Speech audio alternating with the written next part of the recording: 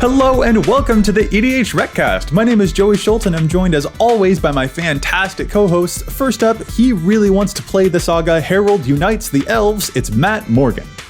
I've been thinking I need a career change here soon, and I was thinking I would love to get paid to sleep. That would really just be a dream job.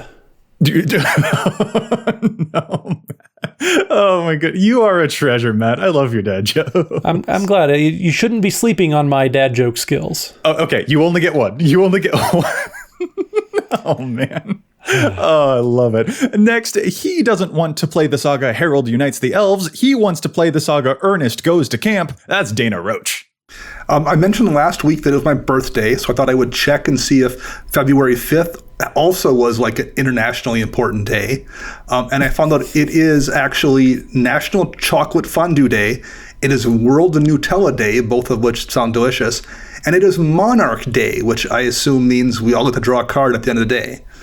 I'm super into that. Absolutely. Bring on the Monarch Day. Wait, can we all be the Monarch at the same time? I don't think so. While eating chocolate fondue and Nutella. That just sounds like a royal treat.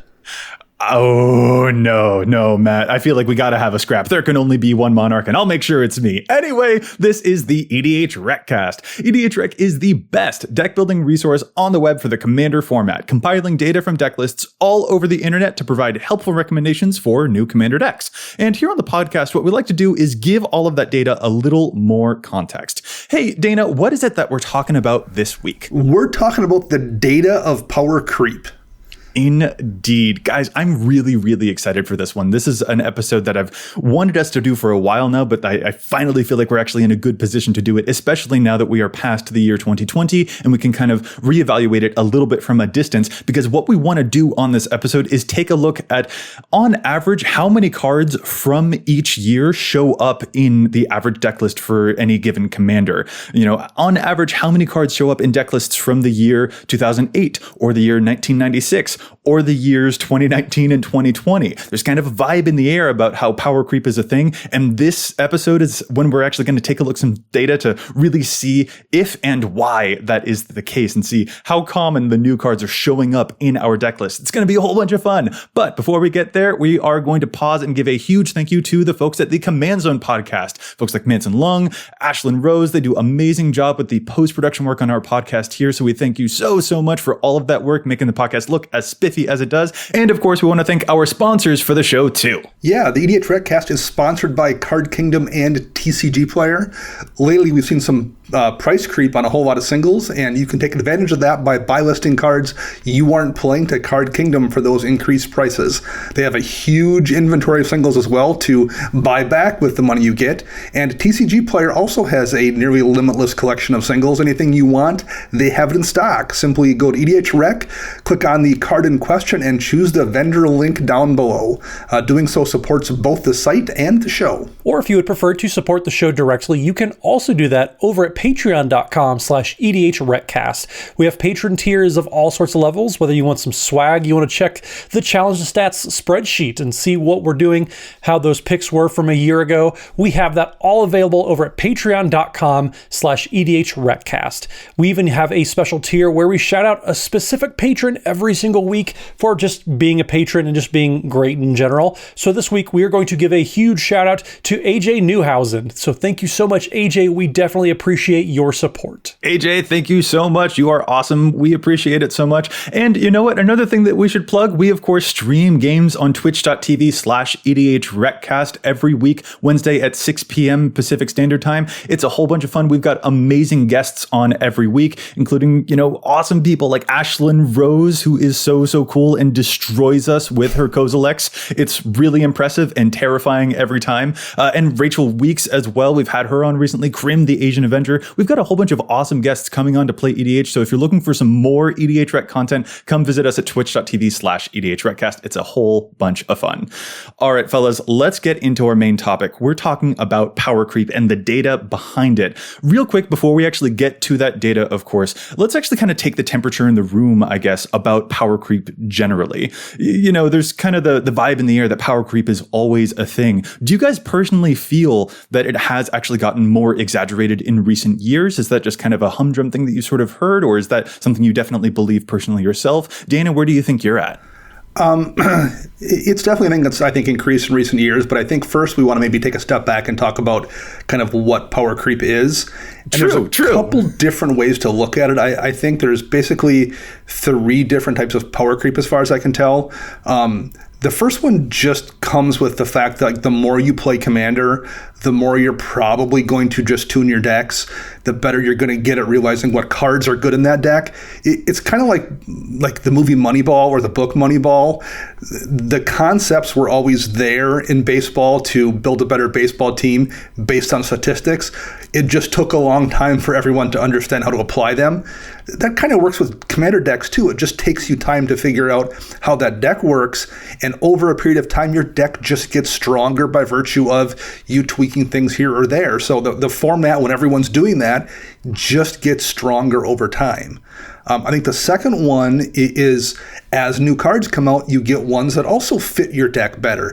They don't necessarily have to get pushed. They might just do a thing that works very well with your deck. We talked about the recent Snowlands, where there's some cards, if you're running Snow, that work a little bit better.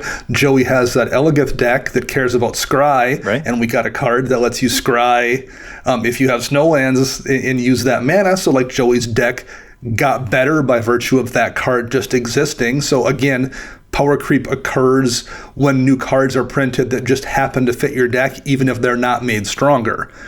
I think the third one is what we're talking about here, though, where cards are intentionally made to be stronger, sometimes significantly so, than the ones that came before. I think that's the power creep we've really seen a lot lately, where we're getting new cards that just change the face of the game because they are so much more powerful than what we've had in the past. Cough, hole breacher, cough, cough, cough, right. Hole breacher, cough, Yeah. cough. Well, and Dana, just to build on a point of yours that, you kind of hinted at a little bit, and we've actually talked about a few times in past episodes of efficiency creep too, and this might be something that you, like you said in your third point, where cards are just blatantly better than what they were before.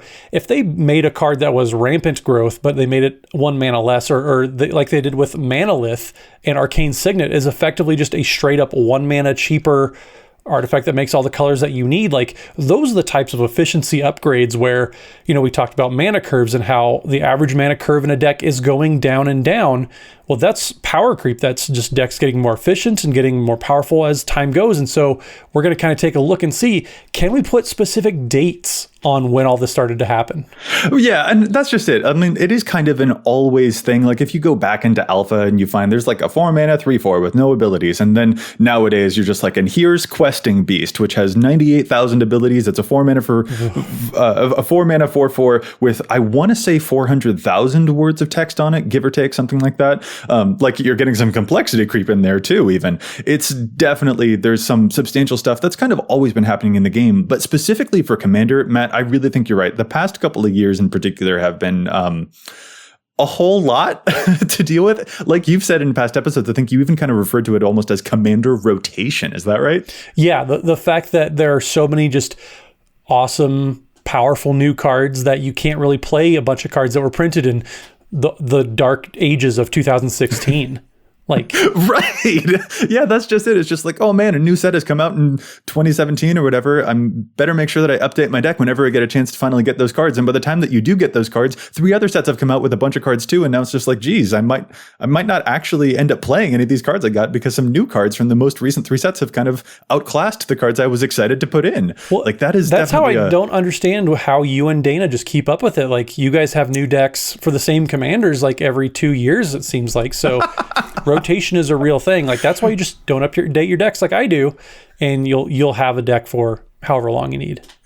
That's pretty great. I will tell you, it's definitely a lot of work, but that's also what makes it so much fun. And that is definitely the thing. Like, it is fun to try and keep up with, even if it does feel like stuff is rotating, but it also does kind of maybe get exhausting. But I don't want to just talk about our perceptions on it. Let's actually bring some data into this conversation. We're going to throw a graph on the screen because it is just really cool to see what's actually been going down over the past years. What we've done is taken the average deck lists for each commander and broken down the original year that each card in those average decks was printed. So how many cards on average does a commander run a card that was printed in the year 1996 or in the year 2008 or that were originally printed in the year 2019 or 2020, all that stuff. And that's what we're seeing on the screen now. Folks, if you're just listening, definitely check out the YouTube video for this one because this graph shows us some really crazy stuff. Let's begin in 1993. There's an average of 5 cards on average there in the first year of Magic 1993. And from there, it kind of remains as an average of like 1 to 2 cards per year from like 1994 to 2004, just about 1 to 2 cards per average. Then around 2005, there's a slight minor escalation to like 3 cards that year, kind of. But in 2006, it jumps up. And that's where we see that there's actually about 5 cards on average that get played that were originally printed in 2006. But then it comes down to like, 2-ish on average for the next 3 years. 2010. It moves up a step. We go for an average of like 2-ish cards to an average of maybe 4-ish cards per year. And that stays that way for like 8 years. It holds at a rough average of 4 cards per year from 2010 to 2018. And then 2019 happens. And what do we see in 2019? A spike, an average of 7.4 cards played from 2019, and maybe that's just a fluke, right? No, it's not just a one-off surge. Nah, in 2020, it goes up more to 8.2. So we're talking about, most years you'll see, the average deck contains maybe 1 or 2 cards from this year, maybe 3 cards, maybe 4. But in 2019 and in 2020, we are seeing an average of 7.4 and 8.2 cards played. That is a way big spike compared to previous years. That is evidence of power creep in my eyes. Well, and you say it's a spike, and that is one way to put it, but we are literally doubling the amount of cards that the average deck is playing between 2018 and 2020. Like that, it is a spike, yes, but like it's double. So like right off the bat, these cards have had less time to curate. We always talk about, well, the set's not out or the set hasn't been out for very long, so people haven't had a chance to put into decks yet.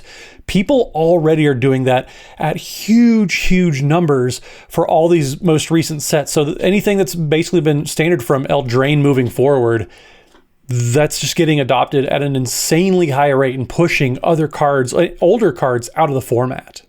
Yeah, like we heard it thrown around a lot that 2019 is where like, ooh, Wizards played around with power level, Throne of Eldraine. What is Sir Conrad doing with all of these different words on him? That's quite a whole lot of text, isn't it? This is really powerful. We think that Embercleave might be kind of weird for standard. What is this Oko card? But that applies to Commander too. Like 2019, we saw a huge surge of power. Well, it also like, yes, the jump from like 3 or 4 to 7 or 8 looks like a big jump.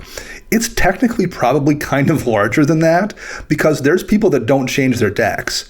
So for every person that has no cards from those years because they haven't made a change to their deck in a few years, that means there's someone who put 16 in to kind of even that out. So like the jump from, if you double the 3 or 4 to 6 or 8 versus the 7 or 8 to 14 or 16, like the average is of course an average number, but the outliers are huge to get that number up there when you also factor in there's going to be quite a few people that just made no changes at all in those numbers. Dana, what I hear you describing is the dynamic that exists between Matt and between you about how he doesn't update his stuff. Right, kind of, yeah. I mean, basically, yeah. Yeah, I would average maybe like 2 or 3 cards per 6 months that I would change because I try to keep like the rough identity in there, and then Dana rehauls it every other set, so it's fine. But at the same time, like I in the past 2 years have been updating at a significantly higher rate just because the cards are so much more impressive, and like you said, and like we say on previous episodes, it really is like a rotation where you could basically have a brand new deck for any given commander using only 2019 and 2020 cards. Like, you remember how we said that War of the Spark might have been one of the most powerful sets for commander, and then like 2 years later, we forget about it.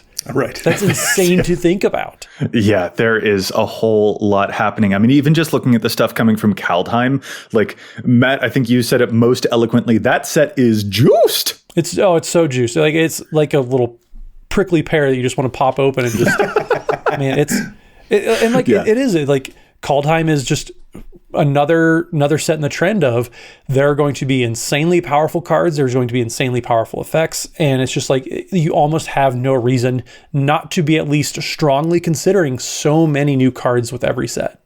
Yeah, and that's just it. The rate of adoption among recent sets is greater than it used to be for other, sets in the past, and that is something that we definitely want to be aware of to keep up with trends as they're occurring in Magic. And it is kind of like, oh man, it feels like I have to keep up in some of these cases, which is sort of the message to send to WotC as part of this episode too. Is just like, WotC, please, the power creep is starting to maybe stress us out a little bit as players. It's hard to keep up, but it's also just useful for us as deck builders too to make sure that we know which areas are worth keeping up with, so to say. That was kind of a bit of a story that I sort of told just describing the graph too, but I actually want to pick through it a little bit more carefully and go through some of the stuff that's happening in these different years and go through some of the noteworthy ones. In fact, let's start back with that big surge, big start off point in 1993, where you saw that there's an average of 5 cards played in EDH decks that were originally printed in 1993. 5 sounds like quite a lot. Like, that's actually pretty impressive looking at that graph there, right? But Dana, do you have a theory about why it might be so high starting off in the first year of Magic's existence? The strongest card in Magic history happens to be in that set, which is Forest. And we got some weaker ones like Plains too, but in between there's Swamp, Mountain, and Island as well. So those tend to show up in quite a few decks, statistically speaking. A number of them, like an amount of decks, have been known to play a Swamp or two. It does occasionally. It's been known to happen, I suppose. And obviously, Soul Ring being the other really obvious one from that set in almost every Commander deck ever printed. I thought we were going to talk about the Lotus being in there, but that's the 2020 Lotus. My bad. Right. Yeah, not that Lotus. But yeah, that's just it. Like, technically, this graph is starting off with, 5 on average in 1993. That sounds really impressive. But no, we can't even count that as significant because it's probably like one card, because there's too many basic lands. Basic lands are occupying that spot. So no, we actually can't even count it as a necessarily strong start off, although Soul Ring should definitely be noted for, that year for sure. The next, I think, most significant point that we see on this graph, though, is definitely going to be 2006, where we again see a slight jump up to 5 cards on average that were originally printed in 2006. 2006 was the year where we had sets like Guild Pact, Dissension, and Time Spiral, and I feel like that definitely lends some information for us to use about why 2006 might have been a significant year for Commander. I mean, in 2006, like you said, Guild Pact, Dissension, the original Ravnica block. I mean, that was when they really started to kind of focus in on exploring 2-color identity decks and stuff like that. So we did have the Shocklands that showed up, the Signets for all the guild colors, kind of a growth upon the original dual lands from 1993. So just having those as kind of the next best thing, and they've been powerhouses in any format they've been a part of, minus Legacy, where you do have the duels. But then you also have like the Signets, which are put in nearly every pre-constructed deck. They're a great card in pretty much any 2+ color deck. Those alone, like that takes up a good chunk of it because they're just very, very powerful cards. And if you're playing 2 or more colors, chances are you have at least a few cards that are just dealing with any of these multiple color, these dual color pairings. Yeah. And if you go through like the list of the top 100 most popular cards of all time, you do see quite a few entries from this year. You see things like Farseek, you see Mortify, you see Putrefy, you see Coiling Oracle. Mm-hmm. So in addition to the Signets and the Shocklands, the first Ravnica block provided us with quite a few kind of quote-unquote EDH staples that still see play to this day. Yeah, for sure. There is a slight bump happening in 2005, which I think accounts for the very first Ravnica City of Guild set, because that one took place in 2005. So you get some, like a little bit less than half of the Signets and Shocklands there. But then 2006 really rounds it out with the rest of them, not to mention those staples that you just listed off there too, Dana, which also are definitely very significant. Another thing too that I want to point out there, though, like Time Spiral also kind of has its hand, I think, a bit in this, because Time Spiral introduced the card Terramorphic Expanse, which probably seems a little bit silly, but that card shows up in 27% of decks that can run it. And again, that might not sound like a whole lot at first, but that means that it's showing up in 126,000 plus decks. Like, that is also a really, really huge number for sure. I mean, that's been the backbone of pre-constructed decks, along with Evolving Wilds, which we'll see here in a couple of years. But yeah, like some of these are just like building blocks for pre-constructed decks, and then just those budget picks. Like if you're you're building one of those $50 decks like you did, Dana. If you're doing multiple colors, like you probably considered Terramorphic Expanse, or just some of those original kind of staples that maybe lately have been kind of power crept out by better cards. But back then, when we were first exploring Commander as a format, Terramorphic Expanse was kind of like one of your premier color fixing lands. Yeah, those kind of things have definitely kind of gotten bumped out, but they still see a absolute ton of play, as Joey mentioned, 100,000 decks or so. Which is easy to forget when you look at that card and think, well, it's, we've had Prismatic Vista, Sunset, and Fabled Passage. 100,000 decks is a lot of decks, and that still definitely moves our numbers. Definitely. So after 2006, it really kind of dips once again looking at that graph, and it kind of climbs a little back up, not quite peaking, but eventually hitting what I would say is a new sort of average around the year 2010 or so. So I kind of want to go through what might have occurred around 2010, because that is really when we hit for a period of, I think it was about 8 years, where it's every year it produces about 4 cards that show up in the average EDH deck. In 2010, we had sets like Worldwake, Rise of Eldrazi, Scars of Mirrodin, and Matt, like you kind of alluded to earlier, Evolving Wilds, that was, a Worldwake card, and that's another one that shows up even more than the Terramorphic. Evolving Wild shows up in 155,000 decks. 33% of decks that can play Evolving Wilds do play it. So that's definitely a huge thing that's bumping up its numbers there for sure. But what other staples might we have seen in 2010 that kind of help push it up from the average of 2 from past years to an average of about 4 now? Well, I mean, there were just a bunch of kind of baseline power cards. Like Cultivate was originally printed in 2010. It wasn't Core Set M11, but that came out a year before, because that makes sense when you work for WotC.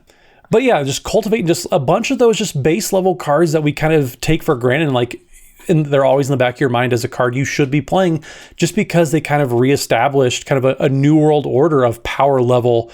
I know that 2010 or so, when Rise of the Eldrazi was coming out, those were some very, very powerful standard sets, and that's kind of what we're seeing here, where it's bleeding over to Commander even in 2020 or 2021 now, I guess I should say.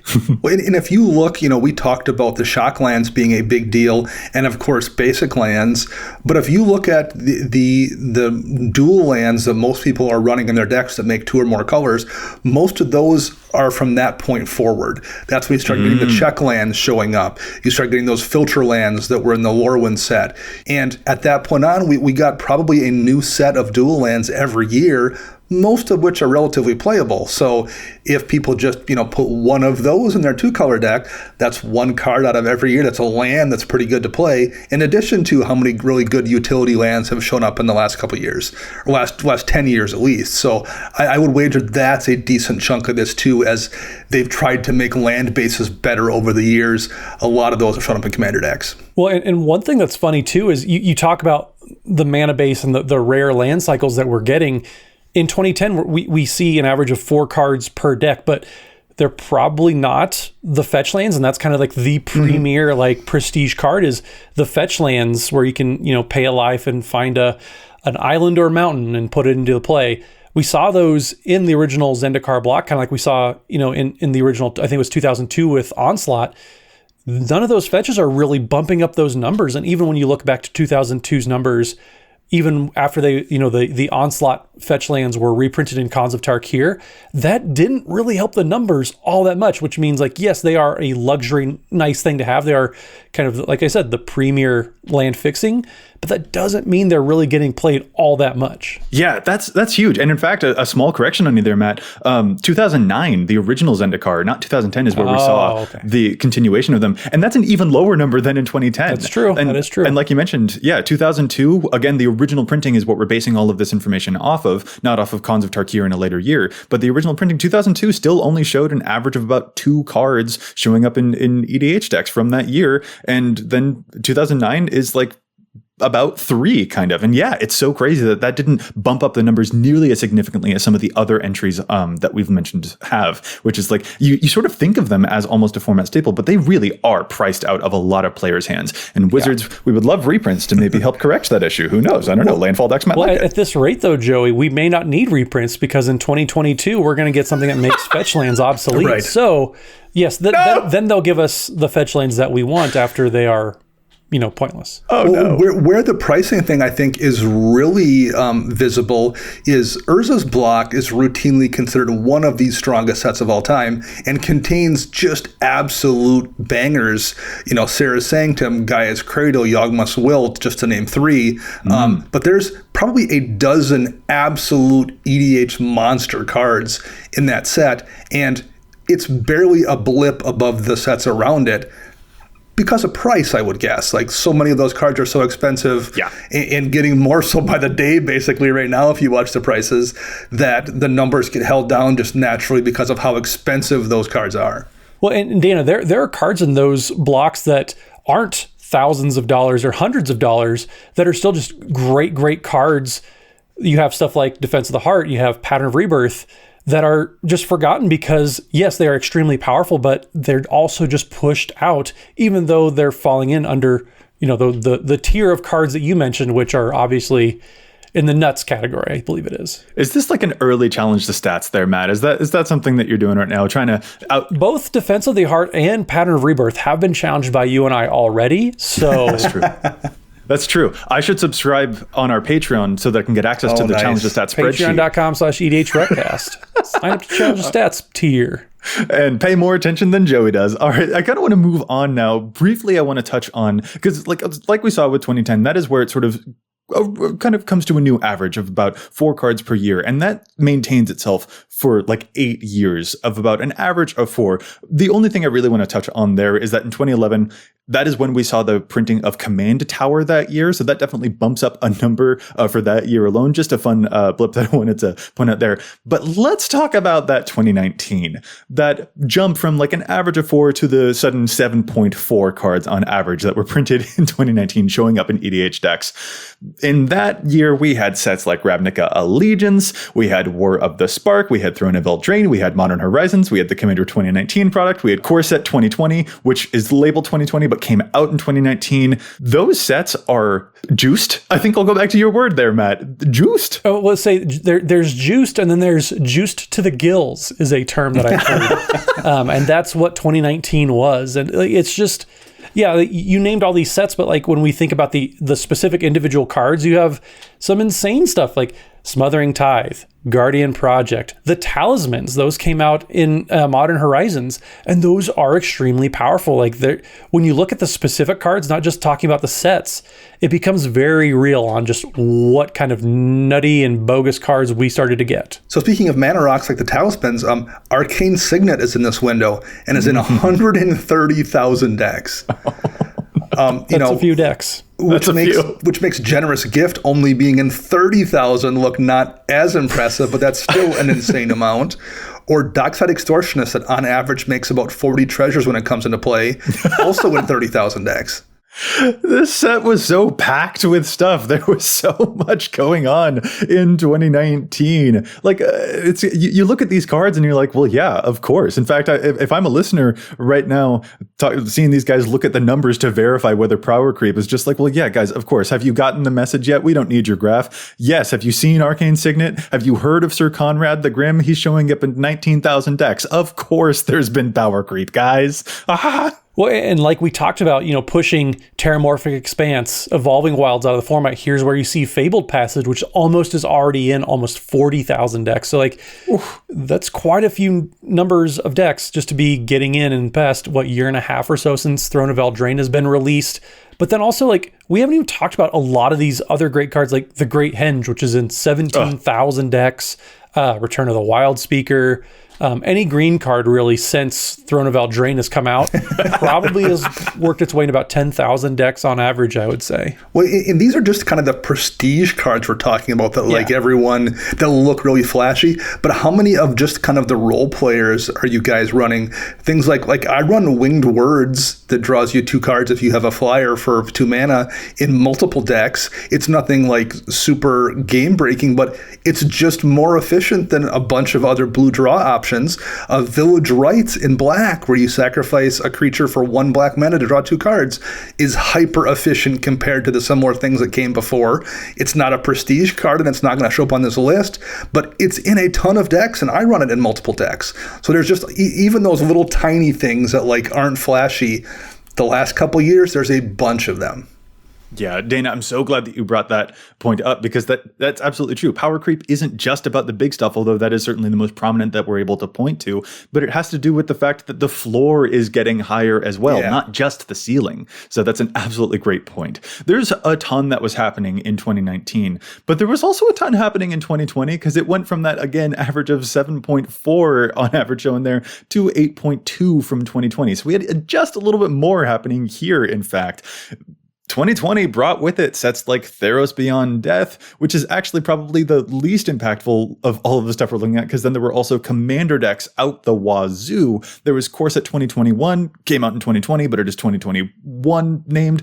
There was Ikoria, we had Zendikar Rising, we had Commander Legends, we even had Jumpstart, which maybe hasn't affected numbers too much because Jumpstart is not, sadly, as available as we want it to be, but there were a lot of sets going on here, and the cards that they had going on were also absolutely insane. I feel like I have to mention Fierce Guardianship here because it shows up in 24% of decks that can play it, which is over 20,000 decks right now. Like, there's a lot going on in 2020. It is so much to keep up with. Well, and a lot of these cards that we started getting in 2020, those are the cards that just seem to be that rule 3 that Dana introduced about power creep, where these cards are so incredibly powerful. Like you have to find a spot for them, or at least you are strongly compelled to, because you feel almost like you're missing out with stuff like Fierce Guardianship, or even some of these cards that we saw in Return to Zendikar, with like Balagad Recovery, for example. It's a regrowth that also can double as a land when you need it. It's a bunch of cards like that that just kind of seem like, well, I really should be starting to play it, or at least finding out where I can. And that's where I think a lot of the growth and a lot of just how pushed some of these cards felt upon us started to come in. For a lot of years, the conversation about best counterspell is Mana Drain and Force of Will, and Fierce Guardianship is in the conversation. Like, they've printed one after a 20-year gap where those two were pretty obviously the most powerful counterspells out there. Particularly if you're not like needing 1-mana counters. Fierce Guardianship is an amazing spell. Like, they've printed that in the same set as Deflecting Swat, which would be in the conversation if it wasn't for how great Fierce Guardianship is. Absolutely. And man, there's also still other stuff. Like, we didn't even talk about Hull Breacher, although I feel like we have to talk about Hull Breacher because it's showing up in 29% of decks that can play it, which is a scary amount of decks. You've also got, Dana, going back to the point that you made about the lands from earlier, which is around, you said, the 2010 mark or so, or it might have been a little bit later, where there was just like more consistent land availability to help increase mana bases. 2020, we saw 3 different land cycles that are very impactful, very important for Commander players. The Pathway lands, of course, which show up in like about 15 to 19% of decks that can play them. The Battle Bond land cycle was finally finished in Commander Legends, and those show up in about 29 to 32% of decks that can play them. And the Triomes also got printed here, and those show up in like about 40% of decks that can play them. Granted, there is a smaller pool of those because they have to be 3 colors or more, but like those are some really important statistics here just on the land base alone, also pushing up all of these numbers. The snow lands that we're getting in Kaldheim that show up at common in the basic land slot are more powerful than a bunch of rare land cycles we got prior to 2010. Oh, it hurts because you're not true. wrong though. Like, it's fun to joke about, but like, you're not really wrong. And like, I think that of all the power creep things that we are going to talk about, like, yes, there are some cards that it feels a little too pushed, stuff like Hull Breacher or whatever. I don't mind lands getting pushed like this. Sure. we talk about the Pathway lands, the Battle Bond cycle, the Triomes, all of that. Those are great. They're great for mana fixing. And because there's so much coming out, like, they're all relatively cheap compared to mana bases. When you talk about like the Fetch Shock mana base with Scalding Tarn and Steam Vents and those types of mana bases, you can fill out a very, very good and very functional mana base for very, very cheap, actually, probably for the price of a Scalding Tarn these days. So every time that they give us a new rare lands slot in any of these standard legal sets, I don't mind, because a lot of times they're going to end up being fairly affordable for the typical player. Yeah, I definitely like that. And a final point that I want to hit here too is that sort of throwing back to our previous episode, the legends also play a huge role in this as well. Because if the legends aren't good enough to go into your command zone, some of them are plenty good enough to go into your deck. You've got Akromas showing up in the 99. You've got Kedises showing up in the 99. You've got Kodamas filling into a whole bunch of different landfall decks, for example. There's a whole lot that's happening even on the legendary front to go into the 99 too, that again pushes numbers like this up and up and up. So there is kind of a corollary going on there too. Another quick point that I do want to hit, now that we've taken a look at all of these different years, is that it is important for us to recognize that the data we're drawing from is, EDHREC, we're only measuring data from decks that have been updated within the past 2 years. So there is a potential that is skewing the way that we are able to actually appreciate this data and evaluate it. Like, would that change the numbers? And I definitely think that is true, that if we were to draw from data from all time, that could shift the numbers around a little bit. But at the same time, Smothering Tithe is still showing up in 38% of decks that can run it, and it's like the power creep is still there, even if we have a slightly finer magnifying glass that we're using to make sure that we keep up with trends. This is the trend. But also, we don't really care about how people are making decks back in 2013 because we have so much new information now. Like, and one thing that we see a lot in the comments that we do want to kind of address here too is, just because a deck was made more than 2 years ago doesn't mean we're not seeing it. So whenever a deck is updated and the timestamp on whatever deck building site you choose to use, that counts. So if I made a deck in 2015 and updated it last week, that would push it again into the range of dates that we're going to be picking up from websites. Or say if I didn't update it for a while and it fell off and then I re-updated it, it would still be good for a while too. So it would re-enter again. So just because a deck was created more than 2 years ago doesn't mean that we're not looking at it. It's the most recent timestamp because, like you said, we want to make sure that all the information is current. We are seeing the trends. We are seeing how people are building decks today. Like, people don't want to know how people wrote code back in 1992. I know Dana does because that was, when he was entering the workforce again. But we want to see how people are building decks now and keeping up with everything, because that's what we're seeing is helping other people build their decks because it is the most recent information. Yeah, and what we're seeing is a huge upswing. Now, one note Joey talked about kind of a bit of a recency bias, maybe even with some of these newer cards. I think where some of that stuff will maybe show up is down the road where you're looking at something like, say, Smothering Tithe, for example, being in 70,000+ decks. A lot of those Smothering Tithes got put into decks when it was $5 and then $10 and then $14. Mm-hmm. Today, when it's a $40 card, there's probably way less Smothering Tithes being added to decks. So now we might see some of that thing where we saw with like the Urza Saga era cards where the price now prevents them from going in decks. So we'll probably see some leveling off of some of these cards. But they're not going to be taken out of decks. Their numbers may not go up at the rate they're going up right now because the price of some of these, the Great Henge, Field of the Dead is relatively expensive these days. Extortionist definitely is. So that is going to start kicking in because a lot of these cards were added to decks when the price was much more affordable, a year or two ago compared to how it is today. Well, and if you look at the most built commanders of all time too, like, yes, you still have Golos, you still have Muldrotha, which somehow is only like 2 years old still, right?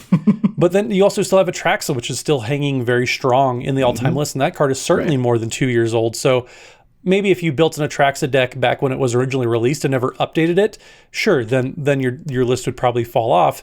But if you haven't updated it for a year even, that still is going to be around and still going to contribute to the numbers. So it's yes, there's a little bit of a recency bias. The information is not perfect by any means, but we are at least making sure that we're keeping up with, like we said, the trends and how people are adjusting to new information coming out. Mm-hmm. All right, fellas, that's been a whole lot of data to throw at people. So you know what I think we should do is take a break from that and throw even more at them in our segment, Challenge the Stats. What do you say? This is one of our favorite segments on the show. There's a whole bunch of data on EDHREC, but you know what? We just don't always agree with that. Sometimes we think that cards do too much play, sometimes too little play. So what we'd like to do is challenge those stats. Dana, do you want to start us off this week? What is your challenge? Sure. So I talked about the non-prestige cards from the last few years that just were power crept up and are really good in a lot of decks. And I want to use one of those for my challenge this week, and that's Light Up the Stage from the recent Return to Ravnica block. It is a 3-mana sorcery, 2 and a red, but it has a spectacle cost. So you may cast this card for a spectacle cost rather than the mana cost if an opponent lost a life this turn. And it reads, exile the top 2 cards of your library until the end of your next turn. You may play those cards. So in a whole lot of decks, functionally, it is a 1-mana draw 2. Hopefully you'll get your land drop off it, have one more card you can play. For 1 single mana, that's a really high floor.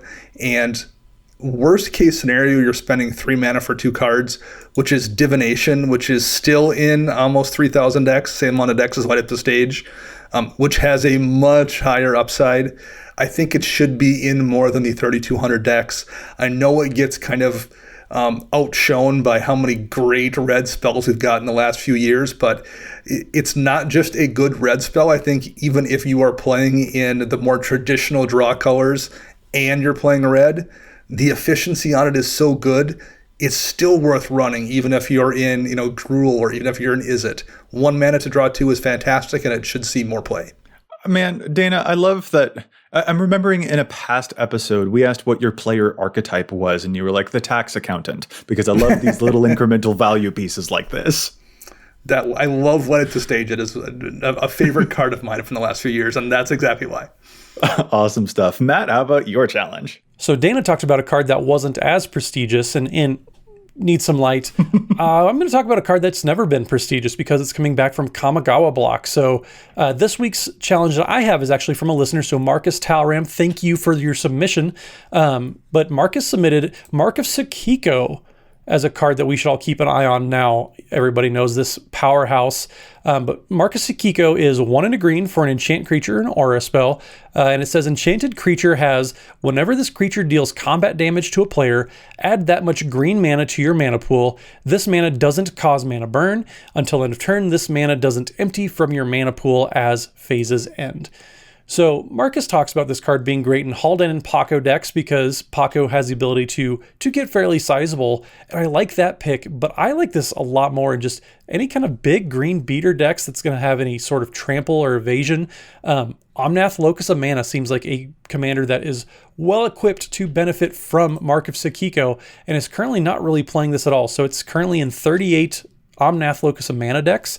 Omnath Locus of Mana effectively doubles in size because Omnath gets +1/+1 for every unspent green mana in your mana pool. Well, Mark of Sakiko can basically double that because you hit them for 5, and then Omnath gets an extra 5 to power and toughness. So It is a very, very powerful card, currently only being played in 327 decks total.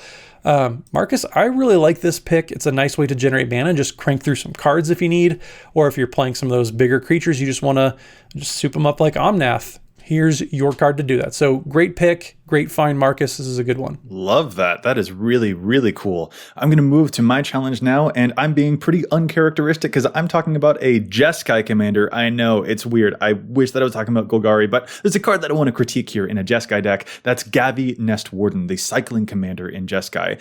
The card Eternal Dragon shows up on Gavi's page at a rate of 45%, and I feel like this is some really strong precon effect holdover here, because I don't think that this card is really what Gavi necessarily wants. Eternal Dragon is a 7-mana 5/5 that has plane cycling for 2 mana, so you can discard it and then go find a planes card from your deck. And that can technically be useful to help you go find a card that is both a planes and an island, for example. But I don't know that that's necessarily what you're actually after in this cycling deck, because cycling as a archetype really cares about your draw triggers as part of the reward. You can activate a Niv Mizzet effect, for example, by cycling through so many things so easily, and especially by just being able to trigger Gavi's own ability. So some cards that I would prefer to see at a higher clip instead of the Eternal Dragon would be something maybe like Angel Song, which is a fog with cycling. That only shows up in like 20% of Gavi decks. Or Akroma's Blessing is a personal favorite of mine, which is a protection spell, but it only shows up in about 12%. Cycling decks, the cycling cards, they really allow you just an amazing flexibility for those situational spells to surprise your opponents, or if you don't need them, you can just flip them away. So those situational spells are not actually going to be a mark against you. You're never going to feel like they're actually a dead draw because you can just toss them and draw something else. And I feel like that's going to be a whole lot better than a 5/5 that cycles for lands instead of letting you draw and trigger your commander and your other support pieces in the deck. So that is my challenge. And I'm done talking about Jeskai now because I feel like I need to get back to my Golgari roots. Go take a shower. All right. Let's get back on to our topic. We took a look at all of the different years and the average number of cards that show up in Commander decks based on each of those years, but that's a fun way to round out the show really quick. I kind of wanted to also take us through a kind of fun exercise. I'm just calling it like something old, something new. I just want to finish off with some fun, quick questions. Now that we've seen, the decks that play how many cards per year, I was kind of curious which commander uses the fewest new cards or the fewest old cards or the most old cards or the most new cards. So I thought that would be a fun way for us to round out the show. Dana, do you want to take us through the first one here? Which commander uses the fewest new cards from most recent years on average? The fewest new card award goes to Muzio, Visionary Architect, who clearly his vision is set on the past. Muzio is a 3-mana human artificer, and you can spend 3 and a blue to look at the top X cards of your library, where X is the highest converted mana cost among artifacts you control, and you can reveal an artifact from among them and put it onto the battlefield. So it's basically a way to cheat artifacts into play based on the large artifacts you already have out. And it's running 1 card from 2020, 5 from 2019 on average, but its heyday is back in 2010 and 2011. It's running 9 cards from 2010 and 10 cards from 2011. Dang. There's probably a logical reason for that. Does anyone have a guess? I mean, that's back in like the Mirrodin Besieged sort of block, I would say. So he's probably enjoying more of those old school artifacts and kind of letting the new commanders like Emry and Urza hold on to all of the newfangled shiny things that have come in the future sets. And Muzio seems to probably prefer those older artifact sets. Muzio came out in the original Conspiracy, so there was that wasn't. Well, I guess now that we're thinking about it, it was a decently long time ago. But it was definitely after the Mirrodin Besieged era. Yeah. Well, I think Emry and Urza both want the really efficient stuff, which tends to be a little bit more recent, versus Muzio, if you're cheating things into play, you're looking to cheat big, expensive things into play, and that's probably the more or less efficient stuff from a few years back. I mean, you are probably looking at Mirrodin Besieged classics like Blightsteel Colossus, for example. You bet. Indeed. And that is pretty crazy. It's impressive to see a commander that only runs 1 card that was printed in 2020 on average. Kudos to you, Muzio. Kudos indeed. Let's move on to Matt. Which commander uses the fewest old cards from way back in the Dana days? So back from the Dana days, back when Richard Garfield first intended for Magic to be however it was intended to be, we have Sasaya Orochi Ascendant. So that is the mono green commander from Kamigawa block, where it's a 2/3, but then you can reveal your hand, and if you have 7 or more lands in your hand, you can flip Sasaya over, and it's not a dual face card, it's just you rotate it 180 degrees into Sasaya's Essence, where it reads, whenever a land you control is tapped for mana, add 1 mana of that type to your mana pool for each other land you control with the same name. So it's only playing 1 card between 1993 and 1997, but it's going to be the basic forest, because when you're mono green, that's all you need. But it didn't really use anything else for quite some time, and then it probably just took off from there. But half the deck, I mean, in order to trigger Sasaya, you have to have 7 lands in your hand. So it's playing quite a few basic lands, basic forests in there, 45 on average. I absolutely love that this card is it's using 1 card that was printed in the first year of Magic, and that is Forest. And after that, for like 4 years or whatever, it's just like, nah, I'm not using anything from you years. I don't need you. I don't need your old cards at all. That's really awesome. All right, moving from that then, let's talk about the commander that uses the most old cards. So there's Dana, of course, because his challenge to stats are typically like really obscure things from sets that I don't even remember the names of. But when take a look at the commander that uses the greatest number of older cards in its deck, the winner here is Angus Mackenzie, the Bant Fog commander, who, speaking of price, is a bit more than I can stomach looking at sometimes. Angus Mackenzie uses 11 cards on average that were originally printed in 1993. We should, of course, discount probably 3 of those for being the basic lands that would show up in the deck, so maybe around 8 to be more accurate. But it also uses 4 cards that showed up in 1994, so it is definitely weighted much more towards the back end there for Angus Mackenzie, Mr. Fogman. See, people may be updating the decks, but they're not updating the cards. They're just like changing the basic art from alpha to beta. Well, and also, like, as I believe this is the most expensive actual commander you can play in the format, probably makes you, if you're willing to buy the most pricey commander, probably makes you much more likely to buy those old Urza's, black cards people, for the most part, aren't able to put in their decks. This is just kind of the bling commander, and people are probably more willing to run those big, pricey bling cards from back in the day. I was absolutely going to say the same thing, Dana. This doesn't feel like a deck that plays the most old cards so much as the deck that flexes on its opponents just by sitting down at the table. I would guess that's very true. Absolutely. All right, let's round it out then. Let's talk really quickly. What is the commander that uses the most new cards on average? Dana, what is the answer? Which commander is using the greatest number of cards from the most recent sets? Yeah, the commander that uses the most new cards is Gigantha the Wellspring, one of the companions. 4 and a hybrid Gruul. No card in your starting deck has more than one of the same mana symbol its mana cost, but that's if it's a companion. If it's not, it's just a commander that can tap for Wooburg, so one of each color, and this mana can't be spent to pay generic mana cost. So it's the best mana dork ever printed, basically. Ain't bad.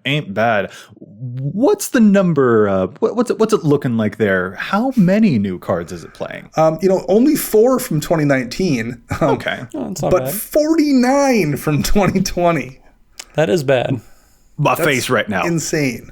Oh my, that is really crazy. But I think we probably might have a hint to why, right? If you want to play a 5-color Mutate, this is a pretty good 5-color Mutate commander, and all the Mutate cards in the world came out in 2020. Exactly. Yeah. When we look on Gigantha's EDHREC page, we are seeing a bunch of Mutate stuff. I think Jeremy Noel of Commander Versus would be probably really pleased to hear about this, in fact, because he has a Gigantha Mutate deck too. And that just tends to be a thing that we're seeing consolidated here is a bunch of Mutate stuff. And yeah, you're not going to find Mutate cards from back in 1993. It's just not a mechanic that happened necessarily around that time. And I would imagine, Joey, that's something we would see if we went back through certain commanders. Animar gets played quite heavily with morphs, for example. Mm-hmm. So I would guess until we got morphs in Khan's block, a lot of those Animar decks were running a bunch of really old cards as well, because morphs hadn't been printed in so long. So I would guess you see a lot of that where a commander that's built around a very specific mechanic has some years with really big spikes. And it just so happens in this case that the Gigantha spike is in 2020, but that's probably something you see with a bunch of these commanders that care about that kind of mechanic that you only see in a certain block or set. Yeah, excellent point. They'll have a spike in a certain year, but probably a drought in any others for sure. Well, this has been really, really fascinating. Like I said, was really excited for this topic because it is just a cool thing to see that, yeah, it's not just a sense in the air about power creep. There's definitely a lot more affecting our commander decks in more recent years. It is kind of a trend that is escalating slowly upward. I do believe that this is kind of a new normal that we probably have to get used to as commander players, being more visibly pushed this way. But it is a note too, I think, that not every single year can look exactly like the graph that we've presented in this episode. Not every year can have 8 cards that show up in decks on average. New numbers would push old numbers down. By taking up more room, the other numbers would have to squeeze down to compensate. So if 2021 gives us like 8 more cards on average and 2022 gives us like 9 cards or whatever, then inevitably the other years are going to shrink down a little bit from an average of like 2 to 1 or from 4 to 2 or 4 to 3 or something like that to make up for it. So that is definitely something that we probably need to keep in mind. This might actually be a trend that we're just kind of catching up with, and that some of those other numbers have already been depressed quite a bit, but this trend continuing, we're going to see this graph, I think, for some years to come is maybe what I'm sort of hinting at. I think that is a good point, that there's probably a cap on this as well. And one thing we didn't mention here that probably is also a bit of a factor, we've got more sets and more, additional commander decks with every expansion the last year or two, or brawl decks or whatever. There's a hard cap on how much product that can come out that can provide opportunities for these cards to show up in decks as well. And I would guess we're probably kind of at that. I probably shouldn't tempt the fates, but there's definitely a limit in addition to how many powerful cards you can run, how many opportunities they can present over the course of a year as well. So I think I agree. This is maybe the new normal, but there's definitely a limit to where that trend can go upwards. I mean, I also don't want to live in a world where the Great Henge has been power crept out of the format. Right. Like that just seems like a dangerous proposition where maybe the game may not be getting into a great place. I do agree that, there's just so much going on. And, 2020 was the year of Commander, which we definitely appreciate. I just hope 2020 wasn't the year of Commander and the 2020s are the decade of Commander. Right. That might be where we kind of start to slip a little bit. But being able to just put a finger in, like, it's always weird saying, well, it feels like power creep, but there's no way to quantify it. But it is nice to have it, gone through this data on this episode to actually be able to, say, yes, there are, cards are getting adopted faster. Cards are pushing out these other numbers. So being able to actually like put facts and information to the power creep feeling that a lot of people have had, I'm sure is kind of reassuring for a lot of folks out there.